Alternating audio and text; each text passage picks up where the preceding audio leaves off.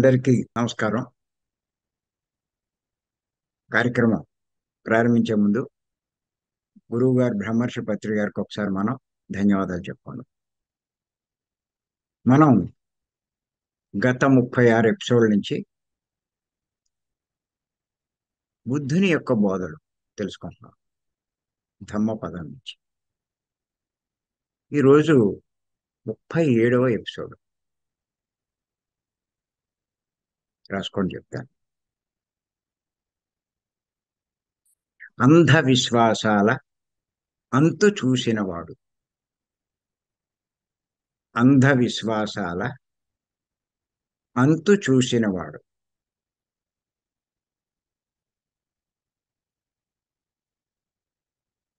నిర్వాణతత్వ విజ్ఞానం ఎరిగినవాడు. నిర్వాణతత్వ విజ్ఞానం ఎరిగినవాడు. భవబంధముల సదా బదులు చేసినవాడు.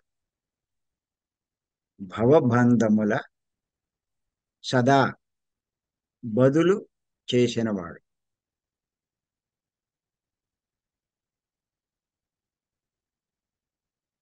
తృష్ణారహితుడు. తృష్ణారహితుడు.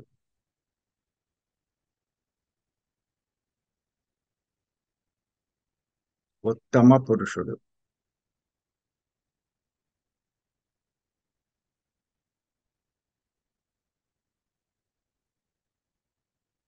ఇక్కడ మళ్ళా కింద ఒక్కొక్క దానికి అర్థం రాస్తాం. చెప్పిన అర్థం ప్రతిదీ కూడా కింద రాసుకుంటూ ఉంటాడు. దేనికది. అంధవిశ్వాసాలు అంటే మూఢనమ్మకాలు.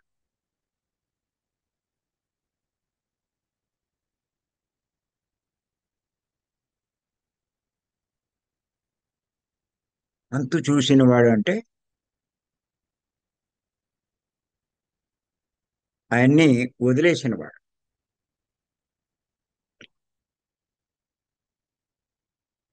నిర్వాణతత్వ విజ్ఞానం ఎరిగినవాడు అంటే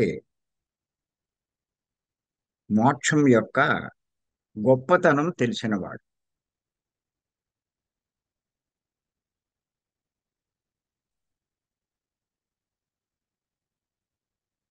భవబంధముల అంటే సంసార బంధాలు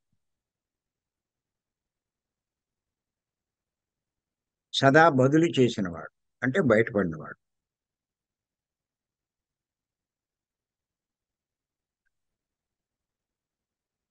తృష్ణారహితుడు అంటే కోరికలు లేనివాడు.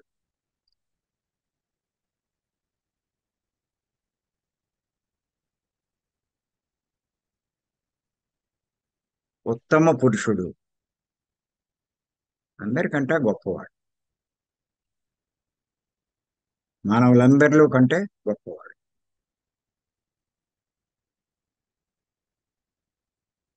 ఎవరికైతే ఆ లక్షణాలు ఉంటాయి.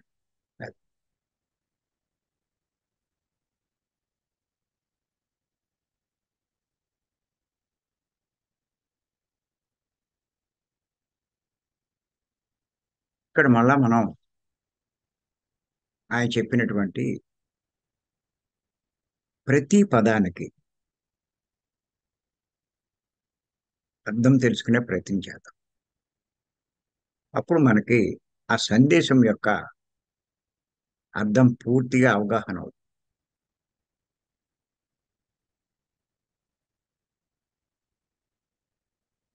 అంధవిశ్వాసాల అంతు చూసినవాడు అంటే మూఢనమ్మకాలు లేనివాడు అని ఖచ్చితంగా చెప్పుకోవచ్చు.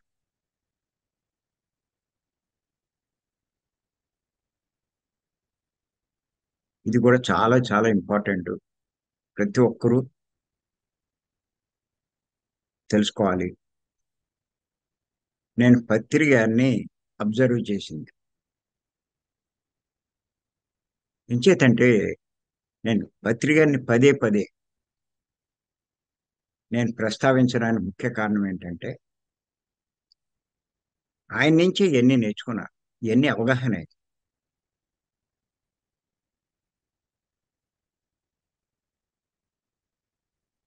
ఆయన ముందు మనందరిలో ఉన్నటువంటి ఈ మూఢనమ్మకాలు తొలగించే ప్రయత్నం చేసేవారు పత్రి గారు.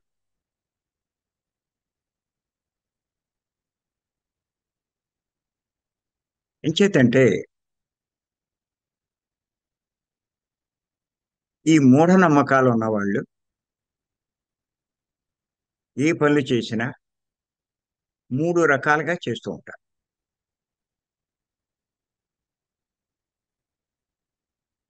పూర్వం నుంచి, తరతరాల నుంచి ఆచారంగా వస్తుందని చేస్తారు.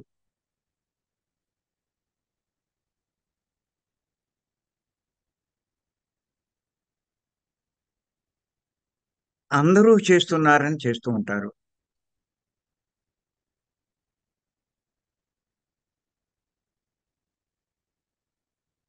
ఎవరో పెద్దలు, పండితులు చెప్పారని చేస్తూ ఉంటారు.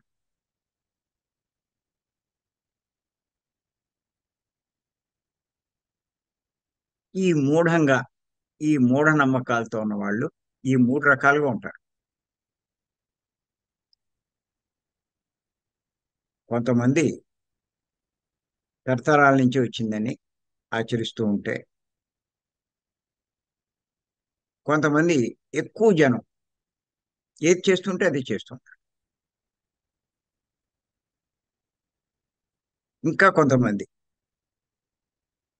పెద్ద పెద్ద వాళ్ళు చెప్తున్నారు.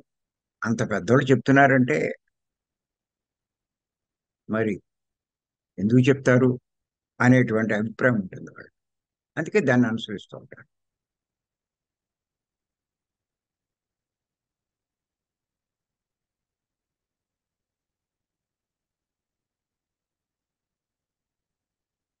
అంచేత వాళ్ళు ఏంటంటే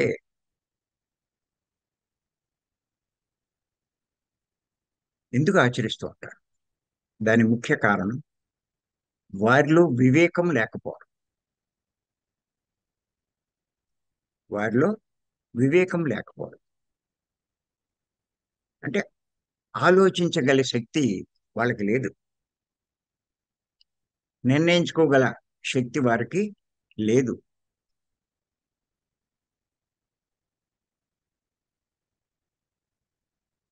వివేకం ఎవరికి ఉండదు అంటే బుద్ధి వికసించని వాడికి ఉండదు. బుద్ధి వికసించని వారికి ఉండదు.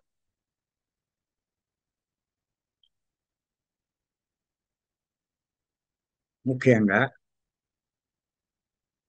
ఎవరిలో అయితే తమోగుణ లక్షణాలు ఉంటాయో, రజోగుణ లక్షణాలు ఉంటాయో బాగా, అలాంటి వారంతా ఈ రకంగా ప్రవర్తిస్తూ ఉంటారు.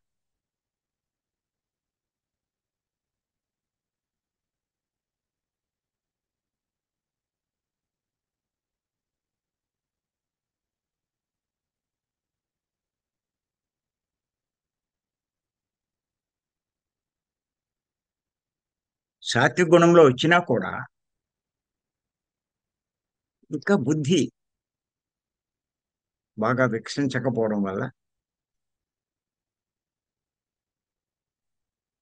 ఈ రకంగా ప్రవర్తిస్తూ ఉంటారు. తమో గుణంలో ఉన్న వాళ్ళు ఖచ్చితంగా పూర్వం నుంచి ఆచారంగా వచ్చేదాన్ని పాటిస్తారు. అదే కరెక్ట్ అంటారు. నీకేం తెలుసు అంటారు. వాదిస్తారు కూడా.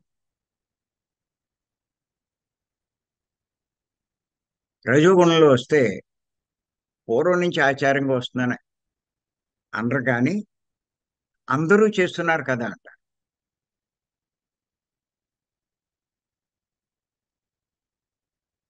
సాత్విక గుణంలోకి వాళ్ళు వచ్చారనుకోండి,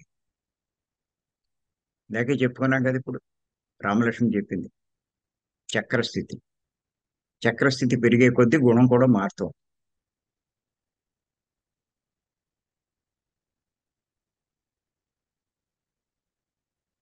ఈ సాత్విక గుణంలోకి వచ్చేసరికి ఏవో పండితులు గొప్ప గొప్ప ఉపన్యాసాలు ఇచ్చేవాళ్ళు. అది అనర్గళంగా ఆ శాస్త్రాల్లోనూ అట్లా ఉన్నటువంటి విషయాలు బట్టి పడతారు. అవి చదివేసి వాటి అర్థాలు చెప్తూ ఉంటారు. అంత గొప్పవాళ్ళు అంత అలా వివరిస్తున్నారంటే మరి వాళ్ళు చెప్పింది కరెక్ట్ కాకుండా ఎలా ఉంటది అనేటువంటి అభిప్రాయంలో ఉంటారు.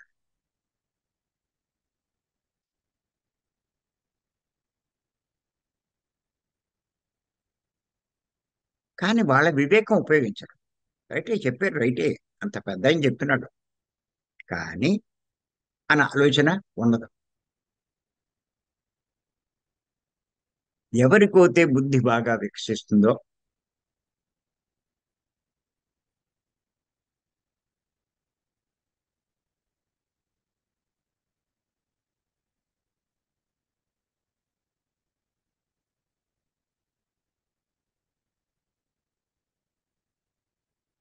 బుద్ధి బాగా వికసిస్తుందో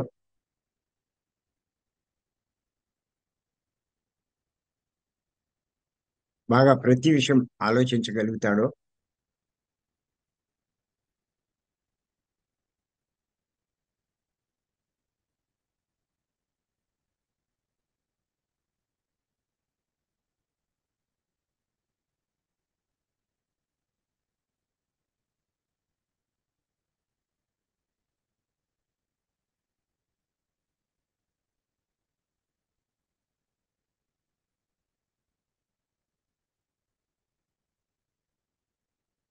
వాళ్ళు జాగ్రత్తగా ఆలోచిస్తారు. తాను అంతకుముందు ఆచరించేది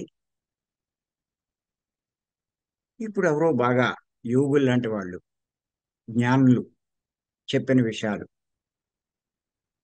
బేరీజ్ వేసుకుంటారు. మంచి చెడ మంచి చెడు విశ్లేషణ చేస్తారు వాళ్ళు. అవసరమైతే కొన్ని గ్రంథాలు చదువుతారు. ఈ ఉపనిషత్తులని వేదాలని భగవద్గీతని పురాణాలని ఇంకా గొప్ప గొప్ప యోగులు చెప్పినటువంటి విషయాలు అవన్నీ కూడా ఒకసారి వాళ్ళు చదువుతారు, అధ్యయనం చేస్తారు. ఇప్పుడు వాళ్ళకి అర్థమవుతుంది. ఇక్కడ పండితులు చెప్పేది ఓ రకంగా ఉంటుంది, యోగులు చెప్పే సత్యం ఇంకో రకంగా ఉంటుంది.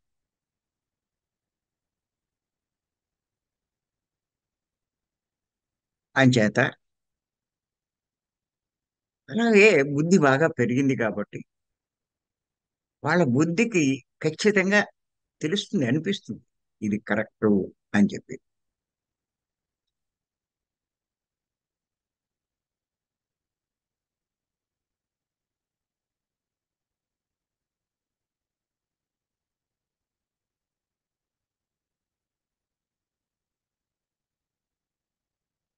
మీకు నా విషయంలోనే ఒక ఎగ్జాంపుల్ చెప్తాను. పత్రి గారు పరిచయం అయినప్పుడు ఏమన్నారంటే విగ్రహారాధన వద్దు అన్నారు.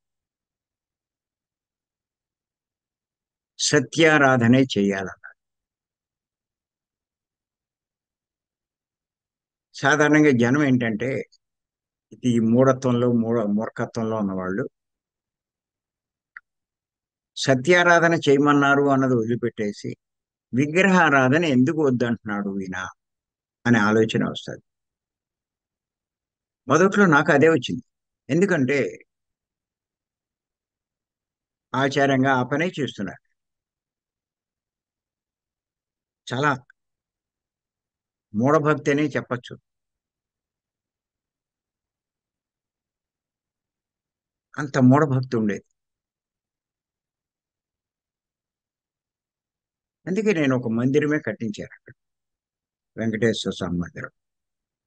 ఎంతో ఇష్టం నాకు.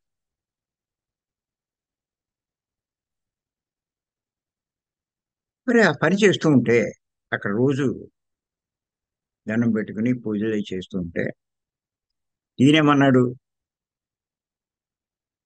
విగ్రహారాధన వద్దన్నాడు. ఇదేంటిది ఈయన ఇలా చెప్పాడు? చాలా గందరగోళం పడ్డా, కన్ఫ్యూజన్ అయ్యా.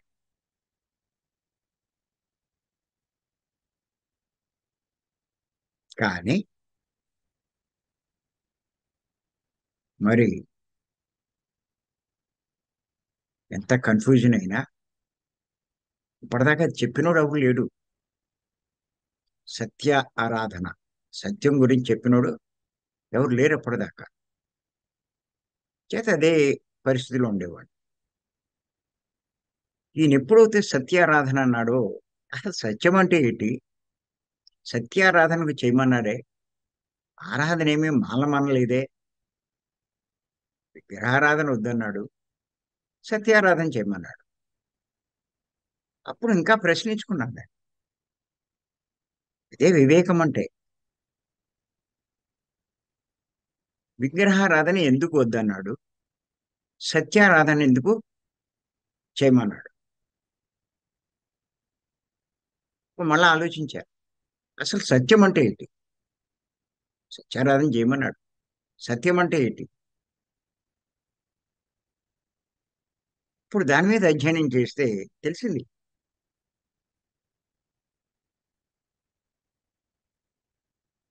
సత్యమే భగవంతుడు అని. సృష్టిలో ఉన్నదే సత్యం. ఆ సత్యంలోంచి అన్నీ ఉద్భవించింది. ఆ సత్యంలోంచి ఉద్భవించినవన్నీ అదృశ్యమైపోయేవి.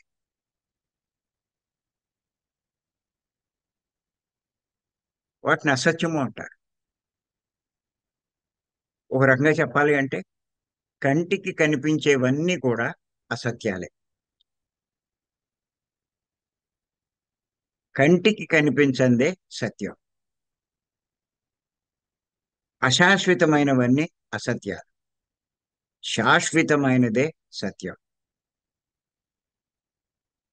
ఎన్ని కాస్త మరి అది పూర్వజన్మ సంస్కారమో ఏంటో నాకు తెలియదు కానీ ఆ రకంగా విచారించడం జరిగింది.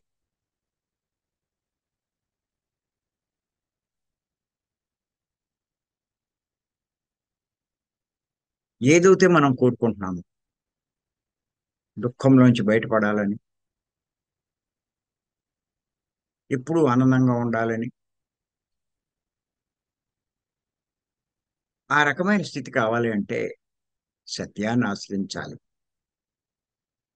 భగవంతుణ్ణి ఆశ్రయించాలి, ఆ పరబ్రహ్మను పట్టుకోవాలి.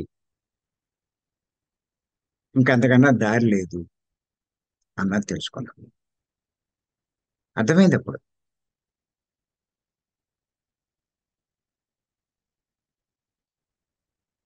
ఆయన చెప్పినా కూడా పూజ మానాలి అంటే భయపడేవాడు. ఏ విగ్రహం చూసినా దేవుడనే భావంతో చేతులు రెండు ఇలా దగ్గరికి వచ్చేసాయి. చేతులు అలా దగ్గరికి రాకుండా ఆ విగ్రహం చూసినప్పుడు వెళ్ళాలి అంటే ఎంతో భయపడేవాడు. చాలా భయం. ఎప్పుడైతే సత్యం యొక్క గొప్పతనం తెలుసుకున్నామో, నేను సత్యాన్ని ఆశ్రయిస్తున్నాను, సత్యాన్ని ఆరాధిస్తున్నాను అన్నది అర్థం చేసుకున్నాను. ఎలా? ఈ శ్వాసమే ధ్యాస, ధ్యానం చేయడం వల్ల. అప్పుడు నాలో ఉన్న భయం కొంచెం కొంచెం కొంచెం కొంచెం తొలగిపోయింది, పూర్తిగా తొలగిపోయింది కొన్నాళ్ళకి. సత్యం అంటే ఆత్మ, ఆత్మ బయట లేదు, అన్ని చోట్ల ఉంది, అందరిలోనూ, అందరి శరీరాల్లోనూ ఉంది. ఇవన్నీ తర్వాత ఎన్నో ఈ చదవడం వల్ల చేయడం వల్ల తెలుసుకోవడం జరిగింది.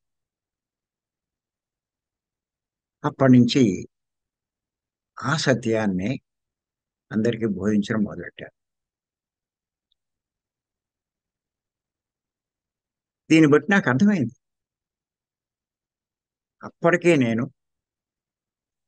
సాత్విక గుణం దాటి శుద్ధ సాత్వికం ఆ స్థితిలో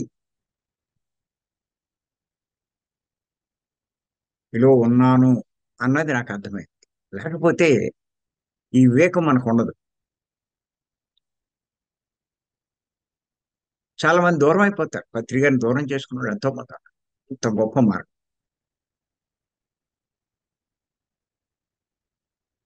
అంచేత మీరు గమనించుకోండి. ఈ విగ్రహారాధన చేసేవాడు మూడు రకాలుగానే కనిపిస్తారు. ఆచారంగా వస్తుందని చేసేవాళ్ళు ఉంటారు. అందరూ చేస్తున్నారని చేసేవాళ్ళు ఉంటారు. కొంచెం ఎదిగిన వాడు. పెద్దలు పండితులు చెప్పారని చేసేవాళ్ళు ఇంకొంచెం ఎదిగిన వాడు. విచారణ చేసి సత్యాన్ని తెలుసుకున్నవాడు బాగా ఎదిగినవాడు. లెక్కేసుకోండి మీరు. మరి మనలో చాలా మంది ఉన్నారు. ఎవరో కొద్ది పర్సంటేజ్ ఒకటి అర ఇంకా ఆ విచారణ చేయకపోతే ఉంటే ఉండొచ్చు.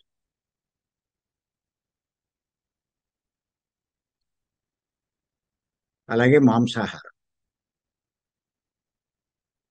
ఎయ్యైతే పత్రి గారు సత్యాలు చెప్పారో లోక విరుద్ధంగా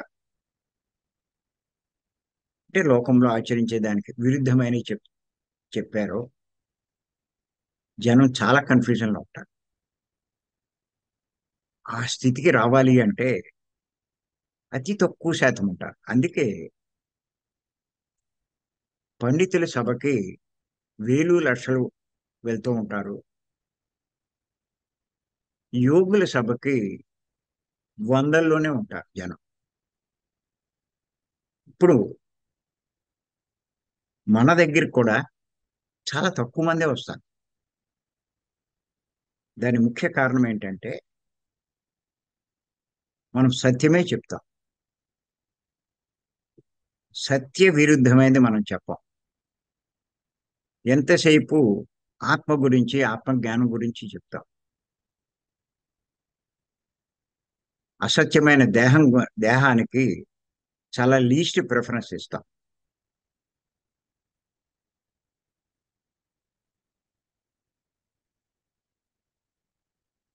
ఈ ప్రపంచానికి చాలా తక్కువ ప్రాముఖ్యం ఇస్తాం. ప్రపంచమంతా అసత్యమే. ప్రపంచంలో ఉన్నాయి అసత్యం. ఈ సంసారం ఏంటి ఏటి అన్ని కూడా వాటికి లీస్ట్ ప్రయారిటీ ఇస్తాం.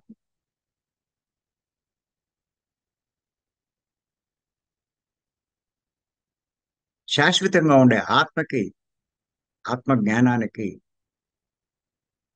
ఆత్మ ఉన్నతికి ఆత్మ లాభానికి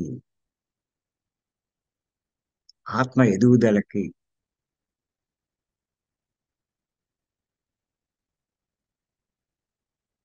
ఆత్మ జ్ఞానానికి టాప్ ప్రయారిటీ ఇస్తాం.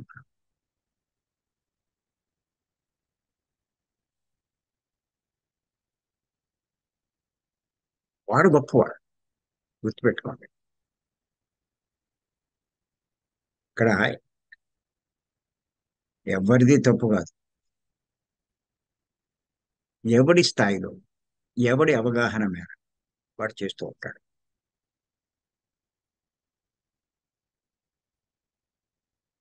సత్యాన్ని ఆశ్రయించేవాడు మోక్షానికి దగ్గరగా ఉన్నట్లు లెక్క. సత్యాన్ని ఆశ్రయించని వాళ్ళు ఉంటే ఉండొచ్చు, తప్పేం లేదు. వాళ్ళ స్థాయి అది. కొంచెం మోక్షానికి దూరంగా ఉంటారు.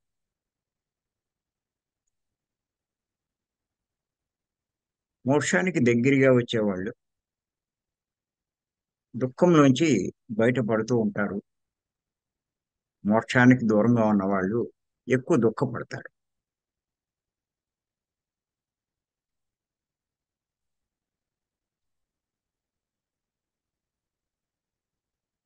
చేత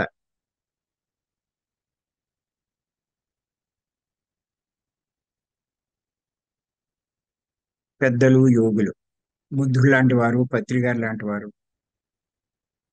ఏం చెప్తారంటే ఈ అంధవిశ్వాసాలు వదలాలి అంటారు.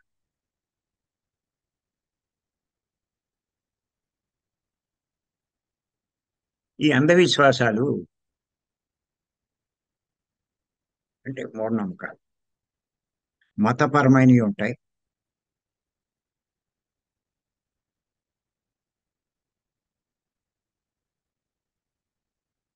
కులపరమైనవి ఉంటాయి, కుటుంబపరమైనవి ఉంటాయి,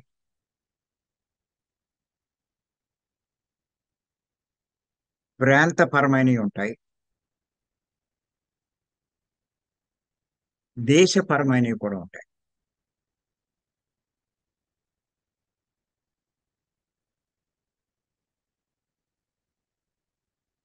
ఊరికే మీకు కొద్ది కొద్దిగా అవగాహన కోసం ఎగ్జాంపుల్ చెప్తాను. హిందూ మతంలో ఉన్నటువంటి అంధవిశ్వాసం ఏంటంటే బొట్టు పెట్టుకోవడం. బొట్టు పెట్టుకుంటే పుణ్యము, పెట్టుకోకపోతే పాపము అదేమి లేదు. అది ఎవరిష్టం వాడిది. కానీ బొట్టు పెట్టుకోకపోతే పాపం అన్నట్టుగా భావిస్తూ ఉంటారు హిందువులు. అదే క్రిస్టియన్లు అయితే బొట్టు పెట్టుకుంటే పాపం అనుకుంటారు. వాళ్ళు ఎంతో హీనంగా చూస్తారు ఎవరైనా క్రిస్టియన్స్ లో బొట్టు పెట్టుకుంటే. ఆ మతం యొక్క అంధవిశ్వాసం అది. ఇప్పుడు నువ్వు పెట్టుకుంటే ఎవరికి కావాలి, పెట్టుకోకపోతే ఎవరికి కావాలి. అదే ముస్లింలు ఉండే అంధవిశ్వాసం ఏంటంటే ఆడవాళ్ళు బురకా కప్పుకుంటారు. అక్కడ బురకా కప్పుకోకపోతే పెద్ద పాపం చేసినట్టే లెక్క. అది మతం యొక్క అంధవిశ్వాసం.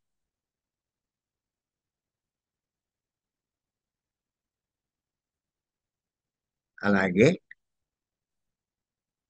ఈ మతం యొక్క అంధవిశ్వాసం ఉన్నవాడు ఆ మతం తాలూకు ఆభరణాలు ధరిస్తారు. చూడండి, హిందువులు అయితే మెడలో గొలుసు వేసుకుంటారు. ఆ లాకెట్ ఉంటుంది, ఆంజనేయ స్వాము, లక్ష్మీదేవో, వెంకటేశ్వర స్వాము, ఇలాగ ఆ బొమ్మలు ఉంటాయి. అదే క్రిస్టియన్లు అయితే సిలువ వేసుకుంటారు. వాళ్ళు దండలు వేసుకుంటారు, సిలువ మెడలో. ముస్లింలు అయితే చంద్రమ పెట్టుకుంటారు. ఇలా ఎవరిది నమ్మకం వాళ్ళది. అలాగే ఉంగరాలు ఉంటాయి, ఎవరు పెట్టుకుంటారు. ఉంగరాల మీద కూడా ఆ మత విశ్వాసాలు కనిపిస్తూ ఉంటాయి. ఇక్కడ ఏంటి అంటే సృష్టిలో నువ్వు ఏం పెట్టుకున్నావు, ఏం వేసుకున్నావు, ఎలా ఉన్నావు, అవన్నీ మీకు అనవసరం. మీరు సత్యాన్ని పట్టుకున్నారా లేదా, సత్యాన్ని ఆచరిస్తున్నారా లేదా, అది ముఖ్యం. నీలో ఆ రకమైనటువంటి విశ్వాసం ఏ మాత్రం కొద్దిగా ఉన్నా, ఏ విశ్వాసం, అంధవిశ్వాసం. నువ్వు ఏదైనా ధరించావు అంటే అంధవిశ్వాసం ఉన్నట్టే. అలాగే హిందువులు ఆ దేవుళ్ళ పేర్లు పెట్టుకుంటారు. అలాగే క్రిస్టియన్లు ఆ క్రిస్టియన్ దేవుళ్ళ పేర్లు, పురుషుల పేర్లు, స్త్రీ పేర్లు. అలాగే ముస్లింలు ఇక్కడ అదేమి పేరు అన్నది గుర్తింపు కోసం పెట్టుకునేదే తప్ప ఇంతకన్నా ఇంకేం లేదు.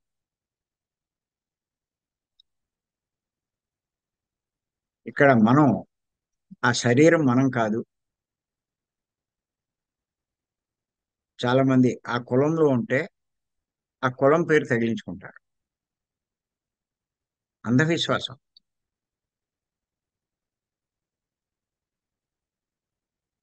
లేని వాళ్ళు ఇంకేదైనా పేరు, మొత్తం మీద కులం పేరే ఉంటుంది చాలా మందిలో. ఆ సంబంధించిన పేర్లే వస్తుంటాయి.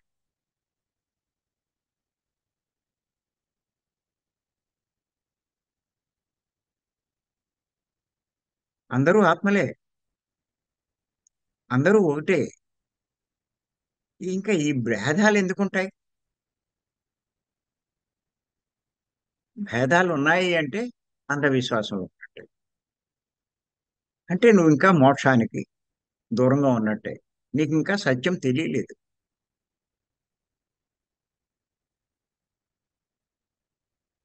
సత్య మార్గంలో లేవు.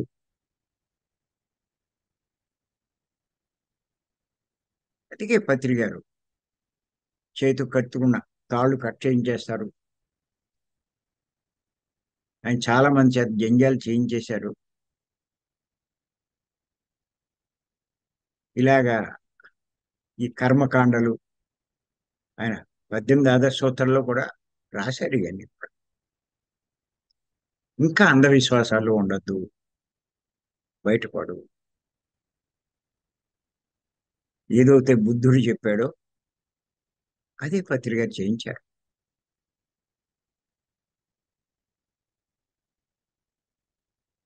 అంచేత ఎవరు గొప్పవాడు అంటే, ఎవరు ఉత్తమ పురుషుడు అంటే బుద్ధుడి లెక్కలో అంధవిశ్వాసాల అంతు చూసినవాడు,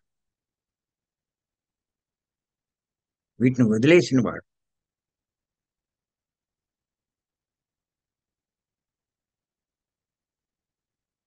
ఉంటే ప్రమాదం అదేమీ లేదు. ఏమీ లేదు. కొన్ని జన్మలు పెరుగుతాయి అంతే.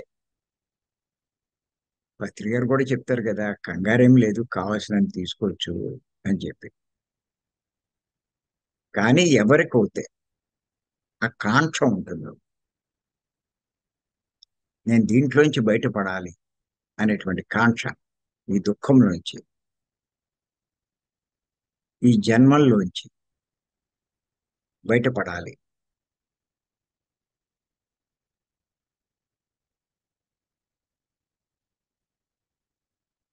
నన్ను నేను తెలుసుకోవాలి, ఇటువంటి కాంక్ష ఉంటుందో వాళ్ళు ముందు ఈ అంధవిశ్వాసాల నుంచి బయటపడాలి. అది బుద్ధుడు చెప్పడం. అంచేత